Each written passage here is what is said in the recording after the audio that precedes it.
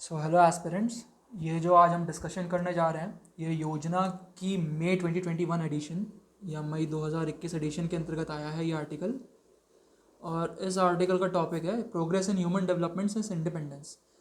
तो भले ही इन्होंने लिखा है कि स्वतंत्रता के पश्चात से मानव विकास में क्या प्रगति की है भारत ने।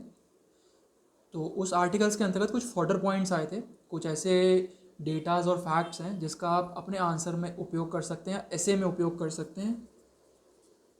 ऐसे या आंसर जीएस के आंसर लिखने में आप उस चीज़ का उपयोग कर सकते हैं। तो देखेंगे हम कि प्रोग्रेस क्या हुई है ह्यूमन डेवलपमेंट सिंस इंडिपेंडेंस। यहाँ पर बात इंडिपेंडेंस से की जा रही है। आर्टिकल का शीर्षक भले इंडिपेंडेंस से स्वतंत्रता के पश्चात है, लेकिन जो कंपैरिजन किया उन्होंने 1991 के पश्चात से किया है। तो आप सीधा ये डेटा का यूज़ कर सकते हैं आंसर के अंतर्गत। तो चलिए देखते हैं डेटा क्या कहता है। देखिए, डेटा के अंतर्गत ये दर्शाने की कोशिश की गई है कि भारत ने काफ़ी प्रगति की है 1990 के पश्चात या 91 के पश्चात से। आप ये दर्शा सकते हैं कि जो ह्यूमन डेवलपमेंट इंडेक्स है वो किस तरीके से 1990 में भारत का 0.429 था, लेकिन 2020 में 0.645 हो गया। ये टोटल 51% की राइज दिखाता है।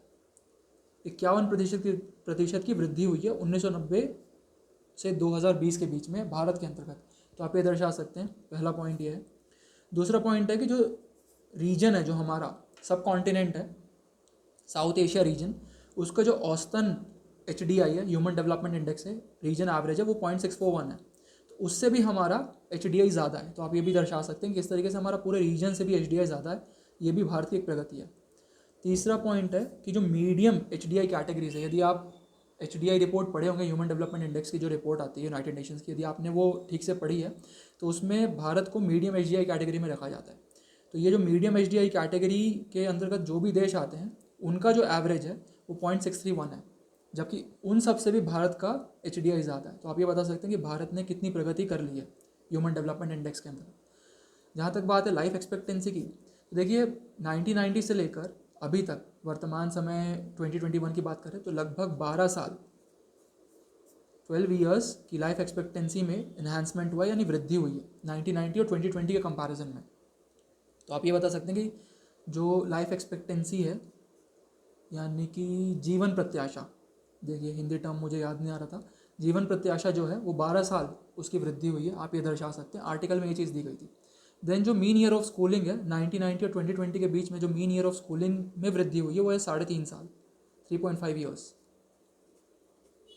ठीक है, तो आप ये चीज़ दर्शा सकते हैं कैसे मीन ईयर ऑफ स्कूलिंग में भी वृद्धि नज़र आती है, नज़र आते हुए नज़र आती है या दिखती है। और जो ग्रॉस नेशनल इनकम है, यानी कि सकल राष्ट्रीय आय, उसमें जितनी वृद्धि हुई है वो है 274% की, यानी कि 274% की वृद्धि सकल राष्ट्रीय आय या ग्रॉस नेशनल इनकम में देखी गई है। तो आप ये चीज़ें दर्शा सकते हैं, ये पॉइंट्स लिख सकते हैं आप, यदि आपको इंडिया को पॉजिटिव एस्पेक्ट में दिखाना है कि भारत ने कितनी प्रगति कर ली है ह्यूमन डेवलपमेंट इंडेक्स विशेषकर में।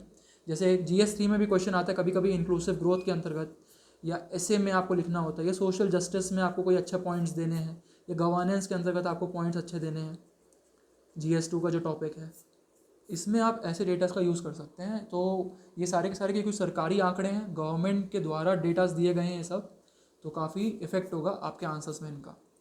तो मैं आशा करता हूँ चीज़ें समझ में आई होगी। बहुत बहुत धन्यवाद।